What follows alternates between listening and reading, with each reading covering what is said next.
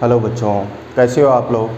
कल का जो अपने पास वीडियो लेक्चर था इसके अंदर हमने क्या डिस्कस किया था कि जो अपने पास गति की समीकरणें होती हैं वो कौन कौन सी होती हैं, उसके साथ ही त्वरण के धनात्मक ऋणात्मक या शून्य होने से क्या फ़र्क पड़ेगा। अब आज जो है वो हम लोग अब तक हमने जो भी पढ़ा है, अब तक जितना भी पढ़ा है 1D के अंदर, एक विमीय गति के अंदर, उन सब से रिलेटेड जो है वो एग्जाम्पल हम लोग सोल्व करेंगे।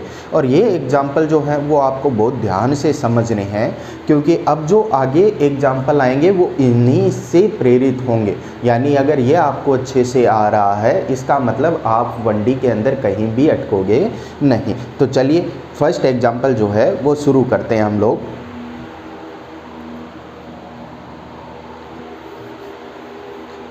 पहला एग्जाम्पल जो है वो क्या है अपने पास कि एक कण अचर बल के प्रभाव में विरामावस्था से गति प्रारंभ करता है।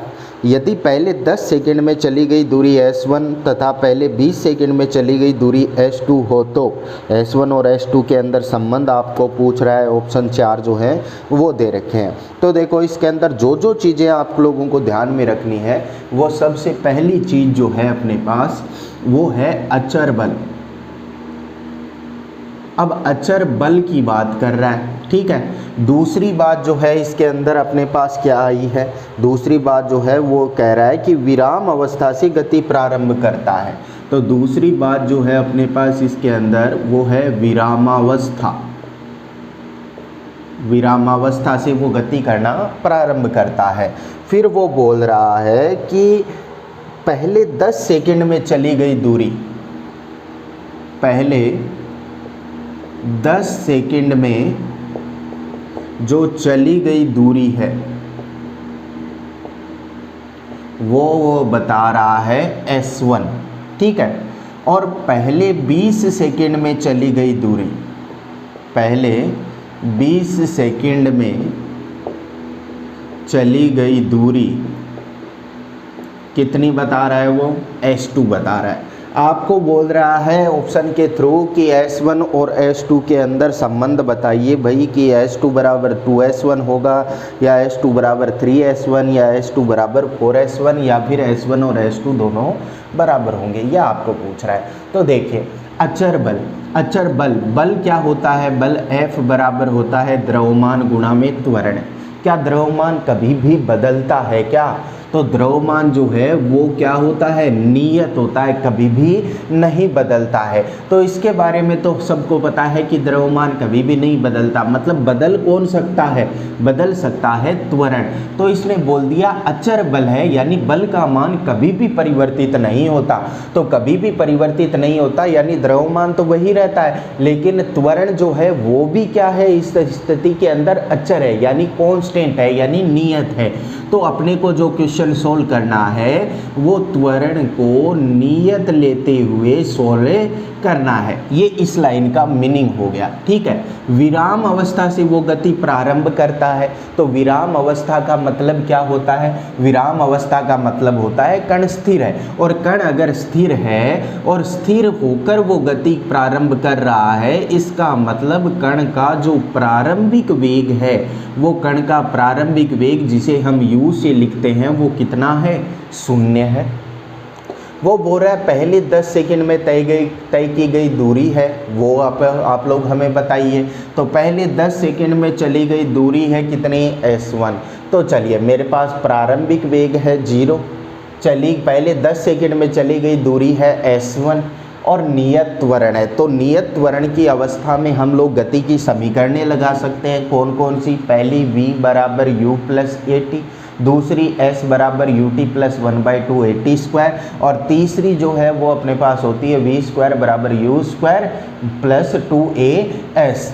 अब यहाँ पर हम लोग प्लस लें या बीच में माइनस लें वो कैसे पता चलेगा, आपको जो है वो अचर बल के प्रभाव में गति करना बता रहा है, यानी नियत त्वरण से गति बता रहा है, और नियत त्वरण से गति बता रहा है प्रारंभिक वेग कितना, 0, यानी वेग जो है वो बढ़ना शुरू होगा। क्योंकि अगर प्रारंभिक वेग कुछ होता, ठीक है, जैसे 10 मीटर प्रति सेकंड हो गया तो मैं ये बोलता कि वेग कम भी हो सकता है, लेकिन वेग तो पहले से ही न्यूनतम है, 0 है। तो अब अब क्या होगा, वेग बढ़ना शुरू हो जाएगा। बढ़ेगा कब, जब त्वरण हो धनात्मक, यानी आपको बीच में प्लस लेना है। तो चलो पहले 10 सेकंड में चले गई दूरी, समय आपको दिया हुआ है, दूरी आपके पास है s1, प्रारंभिक वेग आपके पास है और नियत त्वरण की वो बात कर रहा है। तो टाइम, दूरी, प्रारंभिक वेग, त्वरण, इन सब के अंदर कौन सी समीकरण हम लोग लगा सकते हैं? हम लगा सकते हैं दूसरी, क्या होती है, s बराबर U T plus 1/2 a T square.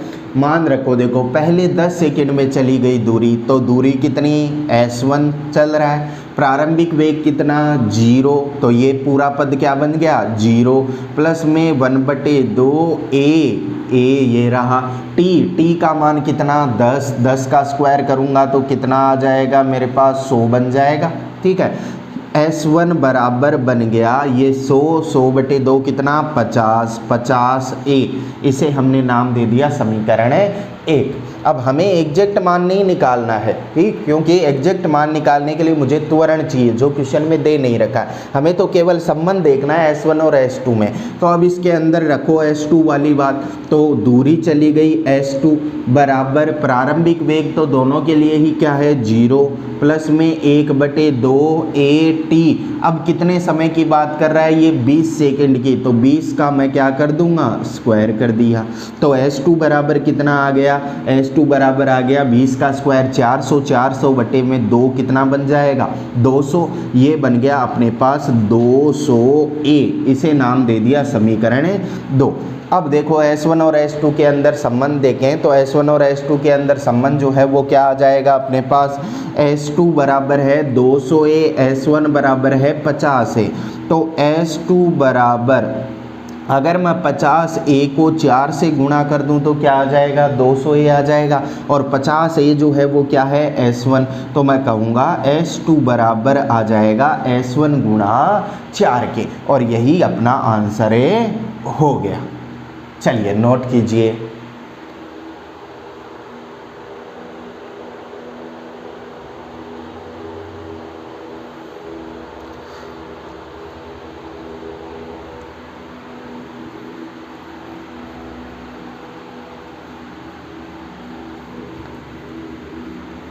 Next question जो है वो क्या है अपने पास, कि एक स्थिर लक्ष्य पर दागी गई गोली 3 सेंटीमीटर धंसने पर अपना आधा वेग खो देती है। तो यह मानकर कि लक्ष्य की सतह द्वारा गति का नियत विरोध होता है, विरामावस्था में आने से पहले यह कितनी दूरी और तय करेगी। तो ये बोल रहा है कि एक लक्ष्य जो है वो स्थिर है, तो हमने बना लिया है यहाँ पर एक लक्ष्य, यानी कोई भी लकड़ी का बक्सा हमने यहाँ पर ले लिया। हम यहाँ पर एक लकड़ी का बक्सा जो है वो ले रहे हैं, वो कुछ भी ले सकते हो आप, ज़रूरी नहीं कि आप मेरी तरह ही क्वेश्चन को सॉल्व करो। तो यहाँ पर देखिए कि आपको बोल रहे क्वेश्चन को सॉल्व करो, तो यहाँ पर देखिए कि आपको बोल रहा है कि एक गोली जो है वो इस स्थिर लक्ष्य पर दागी जा रही है। अब जब वो गोली इस स्थिर लक्ष्य पर लगती है तो 3 सेंटीमीटर धंसने पर वह अपना आधा वेग खो देती है, यानी वो गोली जो है वो यहाँ से चलकर जब 3 सेंटीमीटर पहुँचती है, जब 3 सेंटीमीटर की दूरी पर पहुँचती है तो वो अपना आधा वेग खो देती है। मतलब मैं अगर यहाँ पर प्रारंभिक वेग जो है वो u मान लूँ, तो यहाँ पर आकर वो अपना आधा वेग खो देगी, मतलब बच कितना गया उसके पास वेग, u/2 बच गया। अब वो बोल रहा है कि ये गोली जो है वो विराम अवस्था में आने से पहले कितनी दूरी और तय करेगी। मान लो कि ये गोली यहाँ तक आ रही है, तो यहाँ पर आकर ये विराम अवस्था में आ गई। विराम अवस्था में आने का मतलब कि इसका वेग जो है इस बिंदु पर कितना बन गया, 0 बन गया। गोली जब दागी जाती है तो 3 सेंटीमीटर धंसने के बाद में उसका वेग कितना हो जाता है, आधा हो जाता है। तो पहले वेग u था, अब कितना हो गया, u/2 हो गया। उसके बाद में वो कितनी दूरी और चले, इस दूरी को हमने मान लिया x, कि x दूरी और चलने के बाद में वो विराम अवस्था में आ जाती है, मतलब उसका अंतिम वेग जो है वो कितना हो गया, 0 हो गया। अब आपको ये वाली जो दूरी है यानी x का मान जो है वो ज्ञात करना है। तो देखो इस क्वेश्चन को हम दो टुकड़ों में तोड़ लेते हैं। कैसे? सबसे पहले हम लोग बात करते हैं इतने हिस्से की। तो ये वाला जो बिंदु है ये तो आपके पास बन गया प्रारंभिक बिंदु, और ये जो बीच वाला बिंदु है ये बन गया अपने पास अंतिम बिंदु। ठीक है, अब प्रारंभिक और अंतिम यानी इस वाले पथ की बात करें तो चली गई दूरी आपके पास है, चली गई दूरी जो है वो कितनी है, 3 सेंटीमीटर। प्रारंभिक वेग जो है हमारे पास वो प्रारंभिक वेग कितना है, तो मैं कहूँगा प्रारंभिक वेग हमने माना है कितना, u। अंतिम वेग जो है वो कितना है, तो अंतिम वेग भी हमने माना ही है, क्योंकि प्रारंभिक वेग मान लिया तो अंतिम वेग को प्रारंभिक वेग के पदों में ही रख रहे हैं, कितना, u/2। ठीक है, s का मान प्रारंभिक वेग, अंतिम वेग अपने पास है, वो बोल रहा है नियत अवरोध उत्पन्न कर रहा है, नियत विरोध उत्पन्न कर रहा है, यानी विरोध उत्पन्न कर रहा है, यानी वो गति की जिस दिशा में ये बुलेट यानी गोली गति कर रही है उसके विपरीत दिशा में उस पर कुछ बल लगा रहा है। तो विपरीत दिशा में बल लगाएगा यानी जो त्वरण होगा वो भी विपरीत दिशा में होगा। तो मैं यहाँ पर कहूँगा कि त्वरण जो है वो हमने मान लिया कितना, a, और वो विपरीत दिशा में है। तो विपरीत दिशा में है इसका मतलब ये क्या है, अपने पास मंदन है क्या, त्वरण विपरीत दिशा में है इसका मतलब माइनस का है, और हमने क्या बोल सकते हैं, इसे मंदन भी बोल सकते हैं। तो इन दोनों में से आपको एक बात लेनी है, या तो त्वरण को ऋणात्मक ले लो या फिर बोल दो कि मंदन लग रहा है, या फिर सिंपल ऐसे ही लिखो कि मंदन जो लग रहा है यहाँ पर इस गोली पर वो कितना लग रहा है, a लग रहा है। अब प्लस माइनस जो है वो हम गति की समीकरण जो है उसके अंदर देख लेंगे। तो चलिए u v, ये अंतिम वेग को किससे निरूपित किया जाता है, v से, प्रारंभिक वेग को u से। तो u v s और a इन सब के अंदर अपने पास कौन सी गति की समीकरण होती है, तो अगर हम बात करें तीसरी समीकरण की, तो तीसरी समीकरण क्या होती है, v² बराबर u², मंदन हो रहा है तो -2as यही लिख सकता हूँ मैं यहाँ पर। v यानी अंतिम वेग कितना हो रहा है, u/2, तो u/2 का स्क्वायर बराबर प्रारंभिक वेग कितना, तो प्रारंभिक वेग कितना है u, तो u² माइनस का 2, त्वरण या मंदन कितना ले लिया, a। अब देखना यहाँ पर माइनस हमने पहले से ही ले लिया है कि विपरीत दिशा में वो लग रहा है, यानी वेग में क्या हो रही है, कमी हो रही है, क्योंकि पहले कुछ वेग था और लास्ट में जाकर वेग जो है वो कितना हो रहा है, 0 हो रहा है। या यहाँ तक की बात करूँ तो प्रारंभ में वेग इतना था, अब क्या हो गया, आधा हो गया, वेग में क्या हो रही है, कमी हो रही है। तो -2as, s का मान जो है वो कितना है, 3 सेंटीमीटर। तो इसको हम लोग अगर मीटर के अंदर बदल लें तो इसके अंदर मीटर के अंदर बदलेंगे तो कितना लगाऊंगा, 3 × 10⁻²। चलिए इसको इधर ले आइए, इसको इधर ले जाए तो 2a 3 × 10⁻² बराबर u² माइनस में u²/4, ये इधर चला गया है। अब देखो u² में से u²/4 चला गया तो कितना बचेगा अपने पास, यहाँ से मैं बोलूँ कि 4 एलसीएम आ जाएगा तो कितना बचेगा, 3u²/4 बच गया। यहाँ से a का मान मैं निकालना चाहूँ तो a बराबर आ जाएगा 3u²/4 बटे में ही कितना आ जाएगा, 2 कितना बन गया, 8, और बटे में ही कितना बन जाएगा, 3 × 10⁻², तो 8 × 3 कितना हो जाएगा, 24 × 10⁻²। ये आपके पास त्वरण का मान आ गया u के पदों में। ठीक है, अब हम लोग बात करते हैं इस इतने वाले हिस्से की। तो ये तो बन गया अपने पास प्रारंभिक बिंदु और ये बन गया अपने पास अंतिम बिंदु। अब इस वाले भाग की हम लोग बात करें तो इस भाग के अंदर देखो क्या क्या बोला जाएगा। प्रारंभिक की बात करें तो प्रारंभिक वेग क्या आपके पास है क्या, तो मैं बोलूँगा प्रारंभिक वेग इतने वाले पथ के लिए, तो ये वाला प्रारंभिक बिंदु है तो वेग कितना, जो u का मान जो है वो कितना है अपने पास, u/2। अंतिम वेग कितना है, तो मैं कहूँगा अंतिम वेग को हम लोग v से रिप्रेजेंट करते हैं और v का जो मान है वो कितना हो रहा है, 0 हो रहा है। तय की गई दूरी जो है वो कितनी है, तो मैं कहूँगा तय की गई दूरी को हमने कितना माना है, x माना है। और क्या चीज़ है, आपने त्वरण निकाला है, वो बोल रहा है नियत त्वरण है उसका, नियत विरोध कर रहा है, तो नियत विरोध कर रहा है मतलब त्वरण जो है वो बदल नहीं रहा है। तो कितना है अपने पास त्वरण या मंदन मैं बोल दूँ तो उसका मान जो है अपने पास वो है 3u² बटे में 24 गुणा 10⁻⁻2। अब इन चारों के अंदर अपने पास जो समीकरण है वो कौन सी होती है, तो हम कहेंगे u है, v है, s है, a है, तो इन चारों के अंदर तो वही समीकरण होती है जो पहले हमने लगाई थी, तो वही समीकरण वापस से लगा दो। क्या होती है, v² बराबर u², वेग में अब भी कमी हो रही है तो -2as, v अंतिम वेग हो रहा है 0, प्रारंभिक वेग कितना u/2² करूँगा तो u² बटे 4 -2, a का मान कितना, a का मान है 3u² बटे में 24 गुणा में 10⁻², ठीक है। और s की जगह क्या आ गया, x।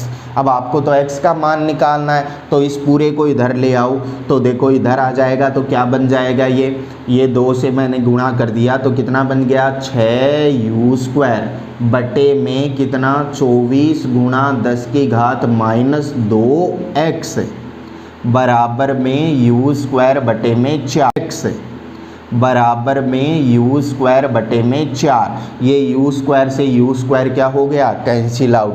6 से ये कितनी बार चला गया, 4 बार। तो यहाँ से x का मान निकालूं तो इसको इधर ले जाऊंगा तो x बराबर कितना आ जाएगा, ये इधर जाएगा तो मैं कहूँगा 4 गुणा 10⁻² बटे में 4। 4 से 4 कैंसिल आउट होकर 1 गुणा 10⁻²।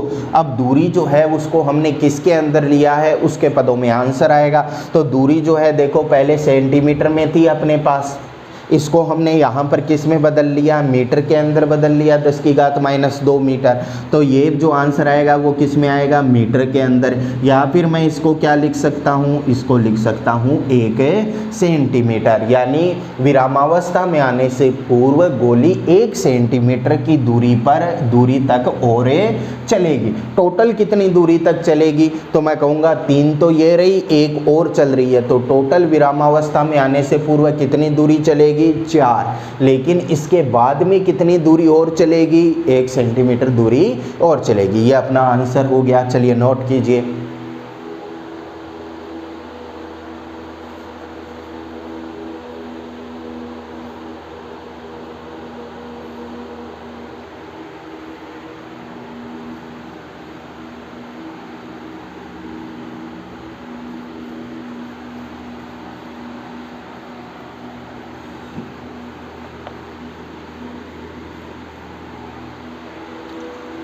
चलिए नेक्स्ट क्वेश्चन अपने पास क्या है। एक कण रेखा OX के अनुदिश गति करता है। बिंदु O से समय t पर कण की दूरी x मीटर के अंदर निम्न है। आपको समीकरण दे रखी है, x बराबर 40 प्लस में 12t माइनस में t³। ये आपको समीकरण जो है वो दे रखी है, ठीक है। मीटर के अंदर है दूरी, t है यहाँ पर सेकंड के अंदर। तो वो बोल रहा है विराम स्थिति में आने तक कण द्वारा तय दूरी कितनी होगी, विराम स्थिति में आने तक। तो चलिए देखो क्या बोल रहा है आपको कि विराम स्थिति तक आने के लिए, यानी विराम अवस्था तक आने के लिए कण द्वारा तय दूरी। तो सबसे पहले तो विराम अवस्था की बात कर लेते हैं। विराम अवस्था का मतलब जो है वो क्या हो गया कि कण जो है वो अंत में जाकर स्थिर हो जाएगा। स्थिर हो जाएगा मतलब अंतिम वेग कितना हो जाएगा उसका, 0। तो यानी आपको उस समय पर दूरी का मान निकालना है जब अंतिम वेग कितना हो जाएगा, 0 हो जाएगा। तो चलिए विस्थापन और समय में समीकरण दे रखी है, तो जब आपको विस्थापन या फिर दूरी आपको दे रखी होती है तो चाल या वेग कैसे निकालते हैं हम लोग, हम इसका एक बार कर देते हैं अवकलन।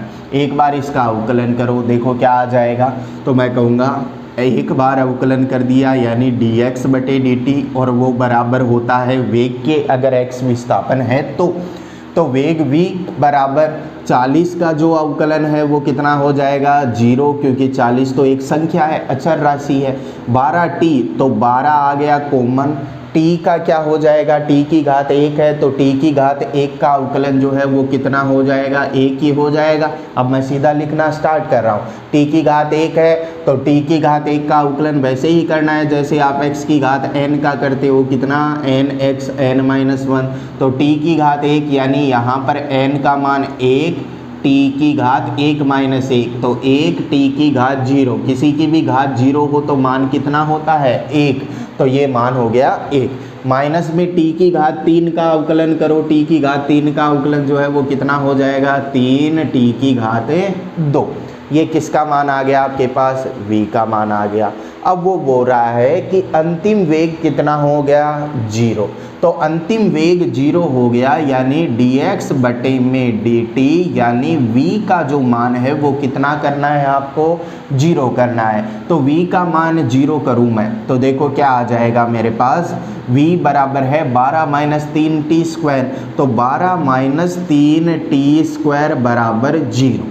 ठीक है, इसको इधर ले जाओ तो 3t स्क्वायर बराबर में कितना आ गया 12, t स्क्वायर बराबर कितना आ गया, t स्क्वायर बराबर मैं बोलूँ तो आ गया 4, t बराबर कितना आ जाएगा, तो 4 का अंडर रूट जो है वो लग जाएगा, इधर 4 का अंडर रूट, और अंडर रूट 4 का मान जो है वो या तो होगा +2 या फिर क्या होगा -2। अब देखो समय कभी भी ऋणात्मक नहीं होता, समय जो है वो कभी भी ऋणात्मक नहीं होता, तो ये तो होगा नहीं, कौन सा हो जाएगा +2 सेकेंड, यानी समय जो मिला है अपने को वो मिला है 2 सेकेंड, कि 2 सेकेंड पर जाकर उसका वेग जो है वो 0 हो जाएगा। अब 2 सेकेंड पर वेग 0 हो जाएगा तो वो दूरी कितनी तय करेगा, तो चलिए दूरी अगर हम लोग बात करें तो x बराबर इसके अंदर मान रख दो 40 प्लस में 12, t का मान कितना 2 माइनस में कितना 2 की घात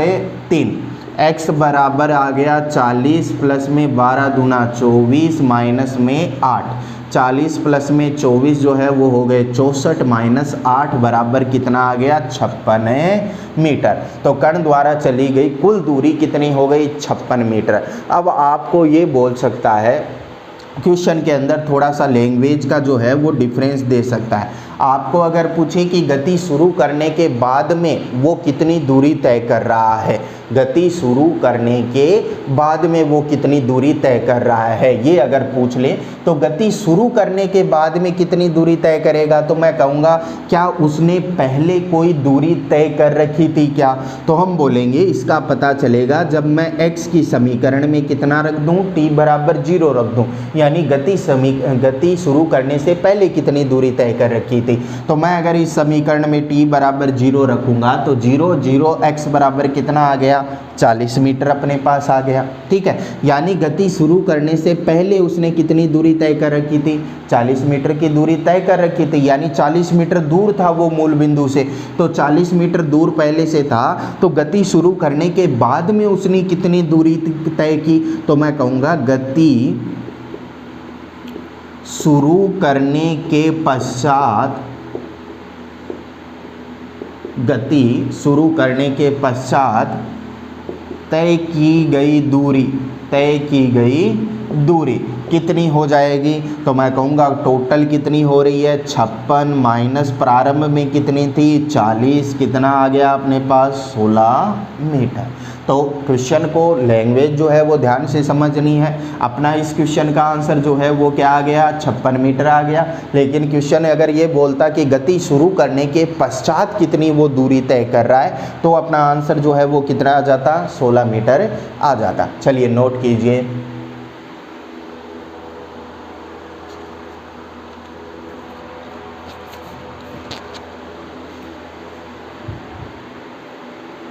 नेक्स्ट क्वेश्चन हम लोग करते हैं।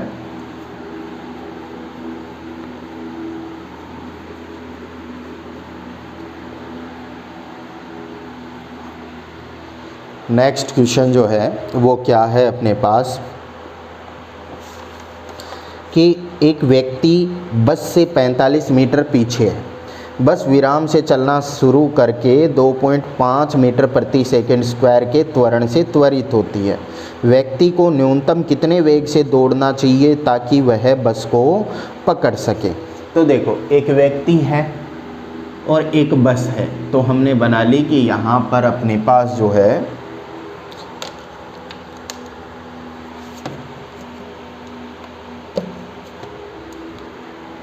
एक बस है,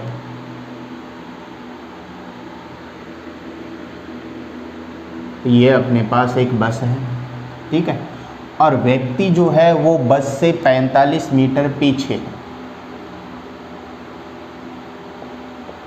ये व्यक्ति है जो बस से कितनी दूरी पर है, 45 मीटर की दूरी पर है, यही बोल रहा है। अब बस की अगर हम लोग बात करें तो बस के बारे में वो क्या बता रहा है कि बस विराम से चलना प्रारंभ करती है। विराम से चलना प्रारंभ करती है, इसका मतलब बस जो है इसका प्रारंभिक वेग जो है, जो इस बस का प्रारंभिक वेग है वो प्रारंभिक वेग कितना है, 0।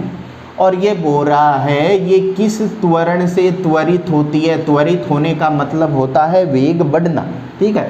तो किस त्वरण से ये गति कर रही है, 2.5 मीटर प्रति सेकंड स्क्वायर से आगे की ओर ये गति कर रही है।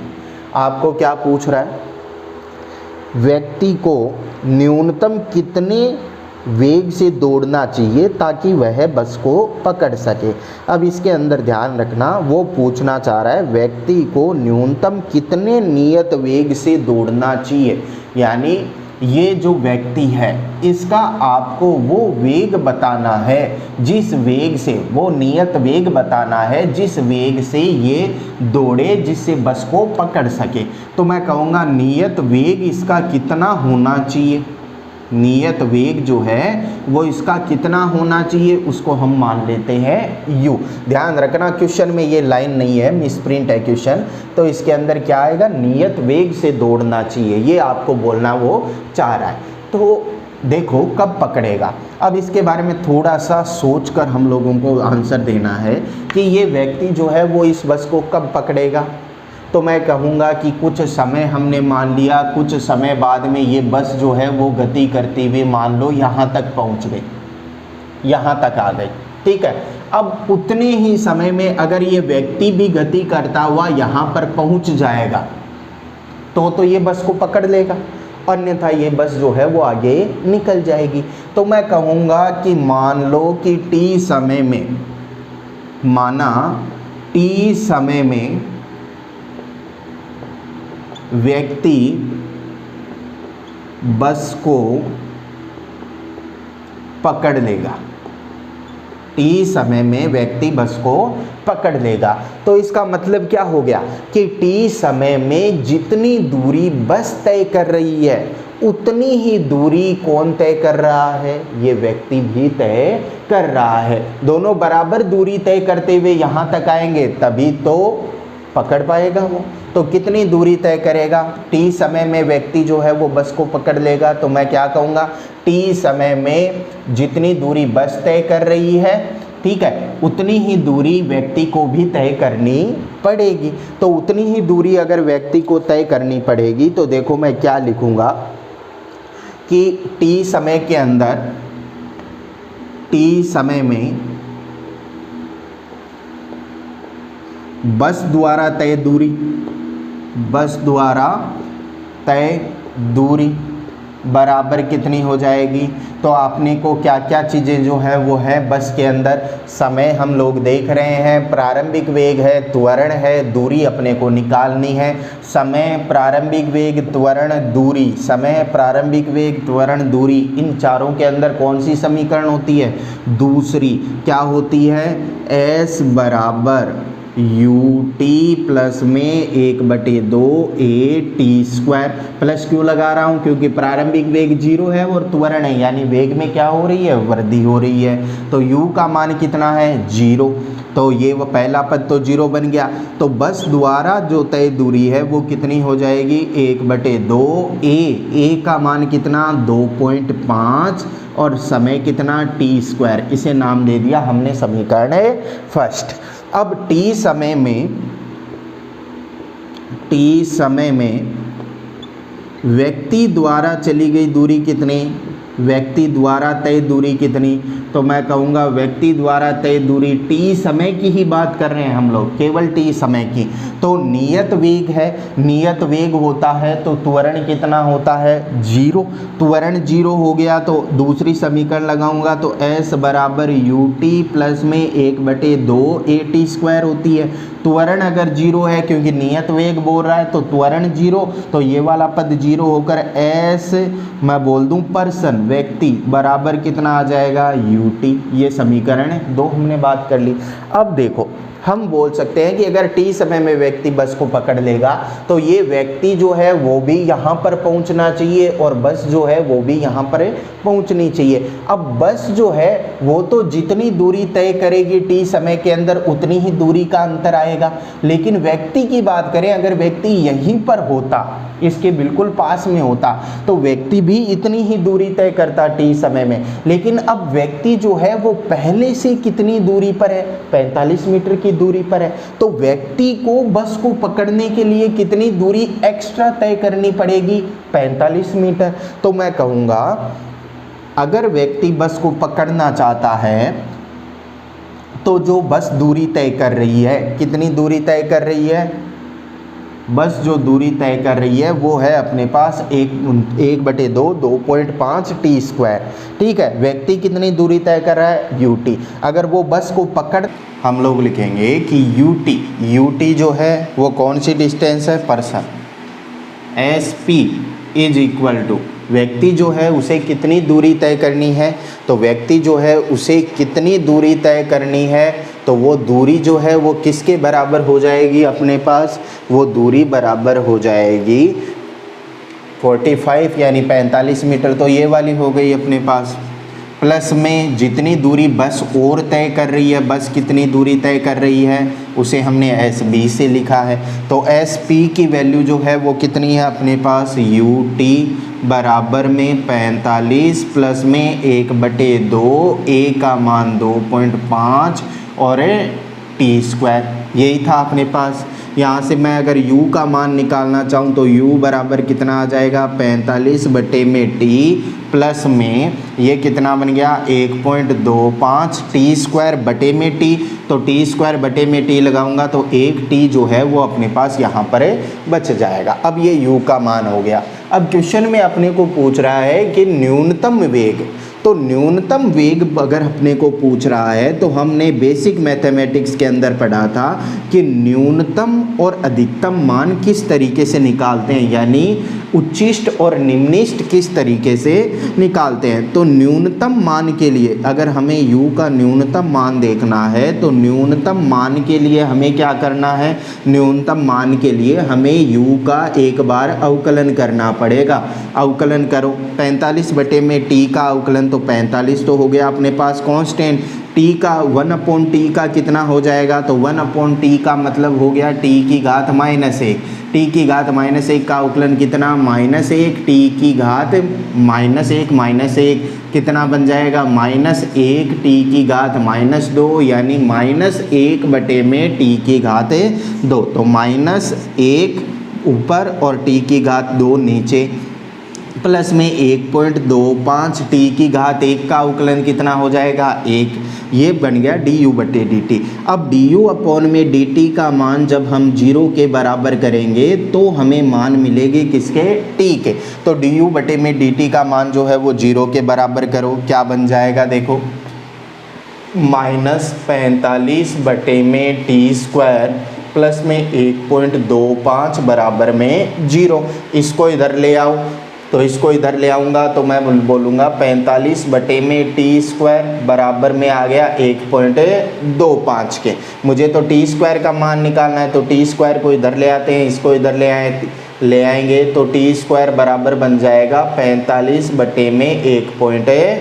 1.25। तो 45 बटे में 1.25 जो मान है वो कितना आ जाएगा अपने पास, t² बराबर आ जाएगा ये 36 के बराबर, यानी t बराबर आ जाएगा +6 या फिर -6। समय ऋणात्मक तो हो नहीं सकता, यानी धनात्मक होगा, यानी u का न्यूनतम मान जो है वो कहाँ पर होगा, t बराबर 6 सेकेंड पर होगा। तो ये t बराबर 6 सेकेंड रख देते हैं यहाँ पर, तो u बराबर कितना बन जाएगा, 45 बटे में 6 प्लस में 1.25 गुणा में 6। तो 45 बटे में 6 करें तो कितना बन जाएगा अपने पास, देखो u का जो मान है वो 45 बटे में 6 प्लस में 1.25 गुणा में 6। इसे सोल्व कर लेंगे तो अपने पास u का जो मान है वो मिल जाएगा और यही अपना आंसर जो है वो हो जाएगा। चलिए नोट कीजिए।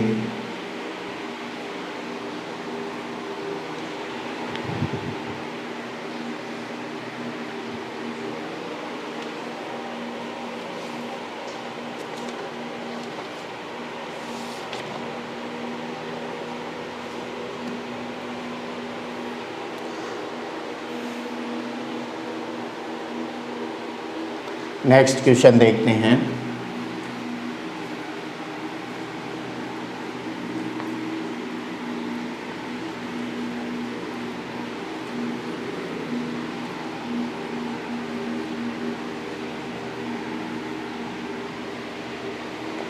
नेक्स्ट क्वेश्चन क्या है अपने पास कि एक नियत बल F के अनुप्रयोग से 10 मीटर प्रति सेकंड के वेग से चलती हुई कार को 20 मीटर की दूरी में रोका जा सकता है।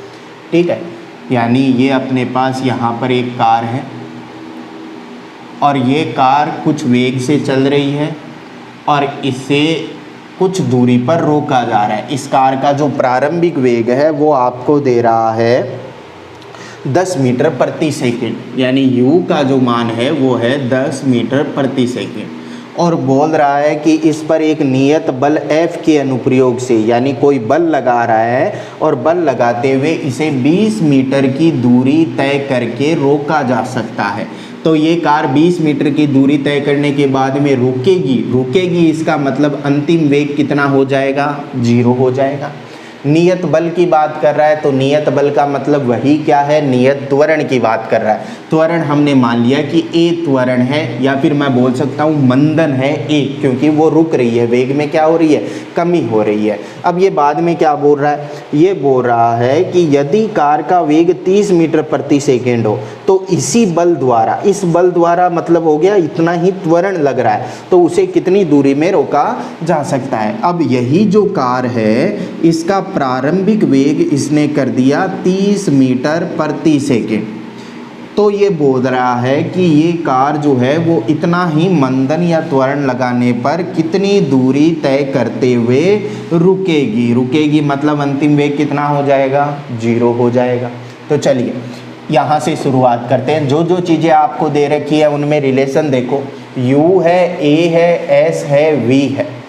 u v a s कौन सी समीकरण में लगा सकता हूँ, तीसरी समीकरण क्या होती है, v² बराबर u², रुक रहा है तो -2as, v का मान 0, u का मान 10, 10 का स्क्वायर कितना बन जाएगा 100 -2, a का मान है नहीं, s का मान है 20। तो यहाँ से इसको इधर ले आऊँ तो 40a बराबर आ गया 100 के, 40a बराबर 100 के, 1 0 से 1 0 चला गया, a बराबर आ गया 10 बटे में 4, यानी कितना आएगा 2.5 मीटर प्रति सेकंड स्क्वायर आ गया। ठीक है, अब यहाँ पर देखो कि अगर मैं वही बात यहाँ पर करूँ, त्वरण या मंदन जो है वो है a, अपने पास दूरी है x, तो वही समीकरण वापस से लगाऊं क्योंकि वही लगा सकता हूँ। यहाँ पर a है, दूरी है, v है, u है, तो चलिए यही समीकरण वापस से लगाइए, v² बराबर में u² -2as, अंतिम वेग 0, प्रारंभिक वेग कितना 30, 30 का स्क्वायर कितना होता है 900 -2, a का मान हमने निकाल लिया क्योंकि ये नियत बल बता रहा है, मतलब त्वरण नियत रहेगा। ठीक है, 2.5 गुणा में दूरी कितनी तय कर रहा है वो हमें निकालनी है x। तो चलिए यहाँ से क्या आ जाएगा अपने पास 2.5 गुणा में 2 बन गया 5 पूरा, तो इसको इधर ले आएंगे तो 5x बराबर में है 900, तो x बराबर आ जाएगा 900 बटे में 5। तो ये कितना बन जाएगा अपने पास, 5 एकम 5 बच गए 4, 8 पंजो 40, 180, 5 बच गए 4, 8 पंजो 40, 180 मीटर की दूरी, यानी ये 180 मीटर की दूरी तय करते हुए रुक रहा है। अब इसके लिए हम लोग जो है वो एक शॉर्टकट मेथड जो है वो भी देख सकते हैं, या शॉर्ट ट्रिक जो है वो भी देख सकते हैं। अब वो शॉर्ट ट्रिक जो है वो क्या होती है अपने पास, कि यदि कोई वस्तु जो है वो u वेग से गति कर रही है और उसे s दूरी के अंदर हमने रोक लिया। अब यही वस्तु अगर n u वेग से गति कर रही हो और समान ब्रेक या समान बल लगाकर इसे रोका जाए तो ये कितनी दूरी तय करके रुकेगी। तो नोट लगाकर नीचे जो है वो हम लोग इसकी शॉर्ट ट्रिक जो है वो लिखेंगे। यदि u वेग से गतिशील वस्तु s दूरी तय करते हुए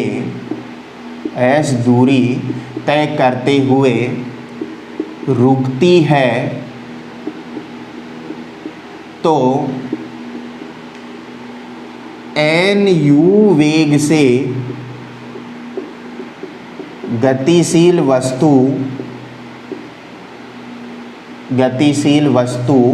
n स्क्वायर s दूरी तय करते हुए रुकेगी यदि अवमंदन बल, यानी जो ब्रेक लगा रहे हैं हम लोग, वो ब्रेक के लिए जो बल लगा रहे हैं वो समान हो। वो कैसा हो, एक समान हो। यदि u वेग से गतिशील वस्तु s दूरी तय करते हुए रुकती है तो nu वेग से गतिशील वस्तु कितनी दूरी तय करके रुकेगी, n स्क्वायर s दूरी तय करते हुए रखेगी। जैसे हमें क्वेश्चन के अंदर दिया हुआ है कि 10 मीटर प्रति सेकंड के वेग से गतिशील वस्तु कितनी दूरी तय करके रुक रही है, 20 मीटर की दूरी। तो ये तो हो गया अपने पास s, और ये जो है ये हो गया अपने पास u। अब ये बोल रहा है 30 मीटर प्रति सेकंड का वेग अगर हो जाए तो वो कितनी दूरी तय करके रुकेगी।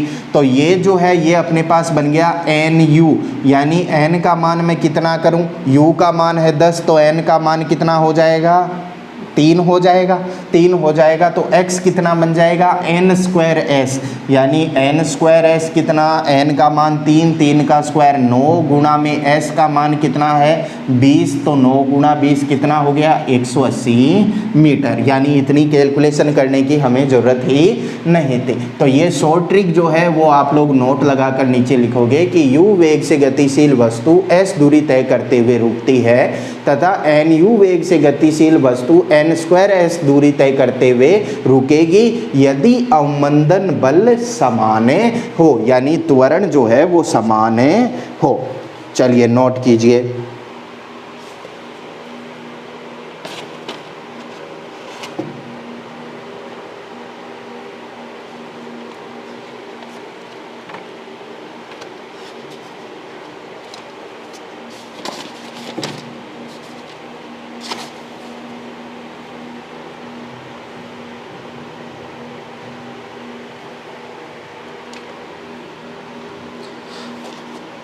नेक्स्ट अपने पास एक क्वेश्चन है,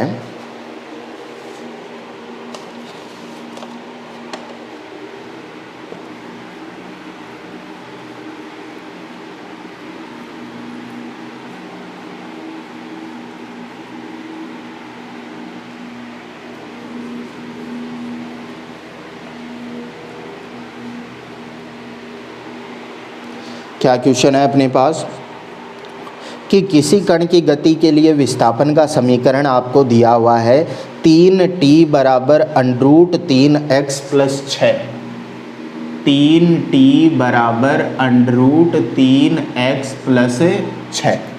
यही समीकरण जो √3x + 6, यहाँ x मीटर में है, t सेकंड में है। तो कण का विस्थापन क्या होगा जब उसका वेग 0 हो। तो आपको पूछ रहा है कण का विस्थापन क्या होगा जब उसका वेग शून्य हो। तो इसके अंदर हमें जो है वो क्या करना है, वो अगर हम लोग देखें तो देखिए क्वेश्चन में आपको समीकरण दे रखी है। अब अगर सीधी x के रूप में समीकरण, ये x यहाँ पर होता, t इधर होता, तो हम लोग सीधा समाकलन कर देते, सॉरी अवकलन कर देते। अब t इधर आ रहा है, √3x जो है वो इधर आ रहा है। तो इस तरीके के क्वेश्चन को किस तरीके से हम लोग सोल्व करें, तो हमें सबसे पहले क्या करना है, इस समीकरण को x के रूप में बनाना है, यानी x को एक तरफ रखना है, बाकी सब पदों को दूसरी तरफ ले जाना है। तो कैसे रखें हम लोग, तो हम बोल देते हैं इसको इधर ले आओ, इसको इधर ले आएंगे तो क्या बन जाएगा, देखो √3x तो उधर ही बच गया, बराबर में बन गया 3t माइनस का 6, दोनों तरफ का होल स्क्वायर कर दो, 3x बराबर कितना बन गया, 3t माइनस 6 का स्क्वायर, x बराबर कितना बन गया, x बराबर बन गया 3t माइनस 6 का स्क्वायर बटे में 3। अब इसका स्क्वायर ओपन कर लो, x बराबर में ये इसका स्क्वायर a माइनस बी है, ये a माइनस बी का होल स्क्वायर कितना होता है, ये हो गया अपने पास a स्क्वायर प्लस में b स्क्वायर माइनस में 2ab, तो माइनस में 2a का मान 3t और b का मान है 6 हो गया, बटे में कितना है, बटे में है 3, 3 से पूर्ण सबको डिवाइड कर दो, तो x बराबर इसको 3 से डिवाइड करूँगा, भाग दूंगा तो 3t स्क्वायर, फिर इसको भाग दूंगा तो कितना बन गया, माइनस का 12t, 3 तो कैंसिल आउट हो जाएगा, ठीक है। उसके बाद में 36 में दूंगा तो प्लस में कितना बच गया, 12 36, तो x का ये समीकरण जो है वो हमें मिल गया। अब हमें ज्ञात क्या करना है, हमें इसके अंदर ज्ञात करनी है कि जब वेग का मान 0 हो, जब वेग का मान 0 हो तब हमें पता लगाना है कि जब वेग का मान 0 है तब विस्थापन या दूरी जो है वो कितनी होगी। तो वेग का मान 0 कब होगा वो हमें देखने के लिए x का एक बार अवकलन करना पड़ेगा, कर दो dx बटे में dt बराबर क्या आ जाएगा, v कितना आएगा, अवकलन करो, 3 तो रहा, कांस्टेंट t स्क्वायर का कितना हो जाएगा 2t, माइनस में 12 कांस्टेंट t की घात 1 का कितना हो जाएगा 1, और 12 का जो है वो अचर राशि है कितना हो जाएगा 0, तो v बराबर आ गया 6t माइनस में 12। अब v का मान वो बोल रहा है कि उस समय पर आपको दूरी निकालनी है जब वेग 0 हो, तो वेग को 0 के बराबर कर दो, वेग को 0 के बराबर करूँगा तो 6t माइनस 12 बराबर 0, तो t का मान जो है वो कितना आ गया अपने पास 2 सेकेंड। अब t बराबर 2 सेकेंड पर आपको क्या निकालना है, दूरी निकालनी है। तो देख लो अच्छी सी समीकरण ये वाली, इसके अंदर t बराबर रख दो 2 सेकेंड, तो t बराबर 2 सेकेंड रखूँगा तो 3 2 का स्क्वायर माइनस में 12 गुणा में 2 प्लस में 12, तो x बराबर बन गया 3 गुणा में 4 माइनस में 24 प्लस में 12, यानी 12 माइनस 24 प्लस में 12 कितना बन गया, ये 12 12 12, x बराबर कितना आ गया 0 आ गया।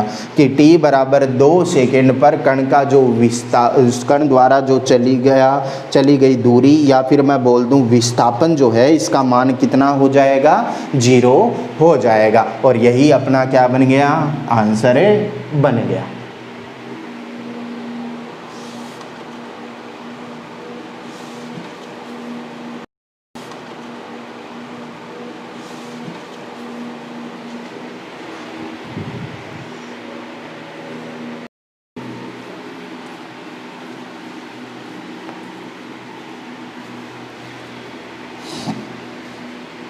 नेक्स्ट क्वेश्चन जो है वो क्या है अपने पास, कि विरामावस्था से प्रारंभ होकर एक कार s दूरी तक f त्वरण से त्वरित होती है, तत्पश्चात t समय तक नियत चाल से चलती है, तत्पश्चात f बटे 2 दर से अवमंदित होकर रुक जाती है।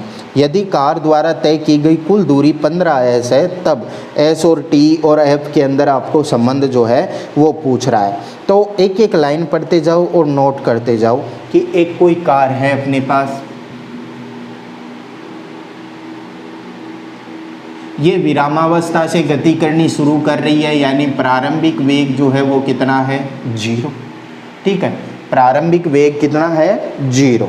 ये कार s दूरी तक f त्वरण से त्वरित होती है।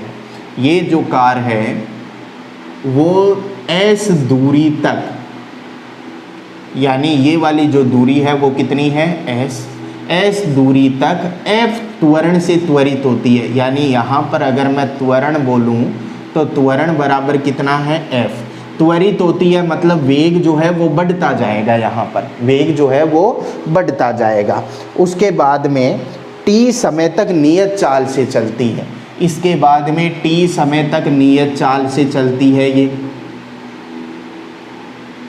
t समय तक यानी t सेकंड तक ये नियत चाल से चल रही है, नियत चाल। यानी यहाँ पर मैं वेग अगर ले लूँ, अंतिम वेग v हो गया, तो यहाँ पर भी जो वेग है वो कितना ही होगा, v ही होगा, क्योंकि चाल क्या है, नियत है।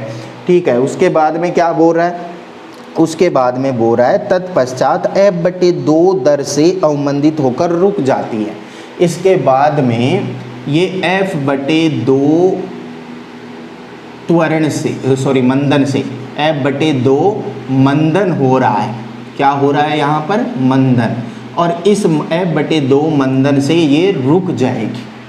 तो रुक जाएगी मतलब अंतिम वेग जो है इस बिंदु पर वो कितना हो जाएगा, अंतिम वेग जो है वो यहाँ पर क्या हो जाएगा, 0 हो जाएगा। ये चीज़ें आपको जो है वो यहाँ पर दे रखी है।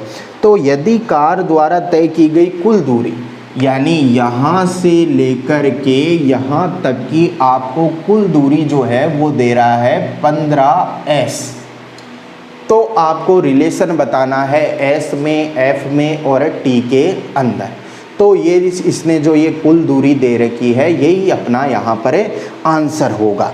कैसे ये आंसर कैसे देकर जाएगा, तो हम लोग जो है वो सबसे पहले इनको नाम दे देते हैं कि ये A बिंदु है, ये B बिंदु है, ये C है और ये D है, और एक एक करके इसे सोल्व करते हैं। A से B की हम लोग बात करें सबसे पहले, A से B तक की, तो A से B तक अपने पास क्या क्या चीज़ें हैं वो देखो। A से B तक की बात करें तो अपने पास प्रारंभिक वेग जो है उसका मान है 0, u जो है इसका मान कितना है 0। त्वरण जो है इसका मान कितना है, त्वरण का मान जो है वो है f, और जो तय की गई दूरी है उसका मान कितना है अपने पास s है। ये तीन चीज़ें अपने पास है A से B तक। अब अगर मैं A से B तक B पर कार का जो वेग हमने माना है v, इसका मान अगर मैं देखना चाहूँ, यानी v जो है अंतिम वेग जो है इसका मान अगर मैं देखना चाहूँ तो कितना हो जाएगा। तो देखो u, f, s और v के अंदर कौन सी समीकरण होती है, तीसरी। क्या होती है, v² बराबर u²। वेग में क्या हो रही है, वृद्धि, तो प्लस में 2as। v अंतिम वेग v ही है, u² प्रारंभिक वेग 0, प्लस में 2a का मान कितना है f, और s चली गई दूरी भी कितनी है, s ही है अपने पास।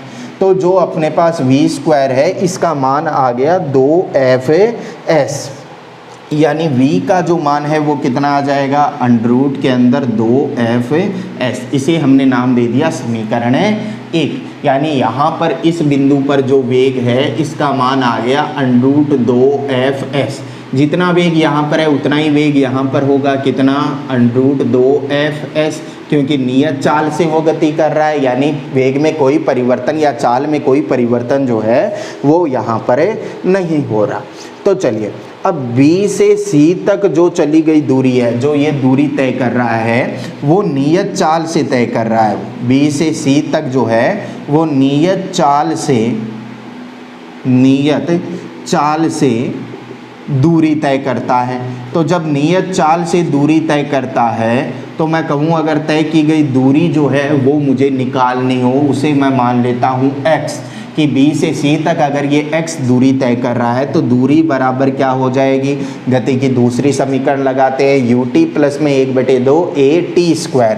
तो नियत चाल है तो a का मान तो 0 हो जाएगा। तो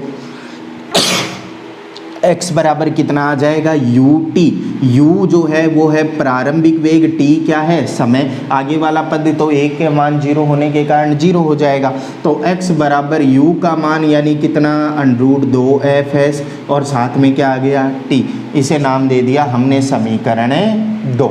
b से c तक की, c पर हम लोग पहुंच गए।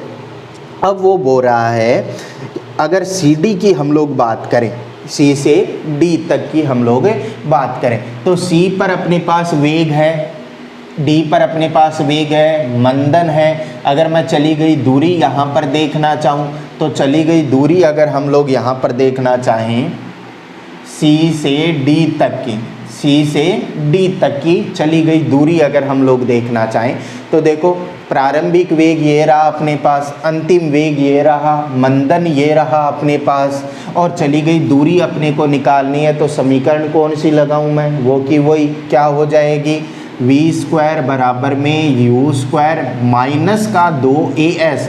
माइनस क्यों आ रहा है, क्योंकि मंदन हो रहा है, वेग में क्या हो रही है, कमी हो रही है। अंतिम वेग कितना 0, प्रारंभिक वेग कितना u² करूँगा तो कितना बन जाएगा 2fs बन गया, माइनस में 2, मंदन कितना f बटे में 2, और ये वाली जो दूरी है इसे हम बोल लेते हैं s1, या फिर इस दूरी को आप लोग बोल दो x1, और ये वाली जो दूरी है इसे हम लोग बोल देते हैं x2। तो ये अपने पास दूरी जो है वो हो गई x2। यहाँ से x2 का मान मैं निकालना चाहूँ तो 2 से 2 कैंसिल आउट हो गया, ये x2 इधर आ जाएगा तो x2 बराबर कितना 2fs के। तो x2 बराबर कितना आ जाएगा, x2 बराबर आ जाएगा 2s के। ये हमने बोल दिया समीकरण 3। अब आपको बोल रहा है कि कुल चली गई दूरी जो है वो कितनी है 15s है। तो कुल चली गई दूरी अपने अनुसार कितनी है, ये वाली प्लस में ये वाली प्लस में ये वाली, यानी मैं बोलूँगा कुल चली गई दूरी, कुल चली गई दूरी अपने अनुसार कितनी है s प्लस में x1 प्लस में x2, ठीक है। और क्वेश्चन के अकॉर्डिंग क्या है 15s है। क्वेश्चन के अकॉर्डिंग जो दूरी है वो कितनी है 15s है। तो इसके अंदर मान रखो s प्लस में x1 s है, तो इसके अंदर मान रखो s प्लस में x1 का मान कितना, x1 का मान है अंडरूट के अंदर 2fs और गुणा में t। h2 का मान कितना 2s बराबर में कितना 15s। s और s हो गए, s और 2s हो गए 3s, 3s इधर जाएगा तो कितना बन जाएगा, देखो इधर तो बच गया अंडरूट के अंदर 2fs t बराबर ये 3s इधर जाएगा तो माइनस में हो जाएगा, कितना बचा 12s। दोनों तरफ का अगर मैं स्क्वायर कर दूं तो दोनों तरफ का स्क्वायर करूंगा तो क्या बनेगा 2fs t², ये तो अंडरूट से बाहर है, बराबर में 12 का स्क्वायर हो गया 144 और ये s²। यहाँ से देखो एक s से तो एक s चला जाएगा, 2 से ये कितनी बार चला जाएगा 72 बार। तो t² जो है वो कितने के बराबर हो गया, f भी इधर चला जाएगा 72 बटे में f और साथ में क्या आ गया s। तो s बराबर कितना आ जाएगा यहाँ से, क्योंकि ऑप्शन के अंदर s की फॉर्म में है, तो s बराबर कितना आ जाएगा, s बराबर इसको इधर ले जाओ तो ये बन गया 1 बटे में 72 f t²। f इधर चला जाएगा 72 नीचे चला जाएगा तो s बराबर 1 बटे में 72 f t²। ये अपने पास आंसर हो गया। यानी कितना भी बड़ा क्वेश्चन हो तो आपको क्या करना है, शुरुआत से लेकर चलना है अंतिम तक, समीकरण बनाते जाओ, जो जो चीज़ें दी हुई है उनके अनुसार आपका आंसर जो है वो अपने आप आ जाएगा। तो आज के जो भी क्वेश्चन मैंने करवाए हैं वो वापस से एक बार सोल्व करके देखना, और देखना कि ये क्वेश्चन क्या खुद से अब जो है वो तुम लोग कर पा रहे हो या नहीं कर पा रहे हो। चलिए आज के वीडियो लेक्चर के अंदर इतना ही, नेक्स्ट हम लोग चैप्टर को आगे कंटिन्यू करेंगे। Thank you.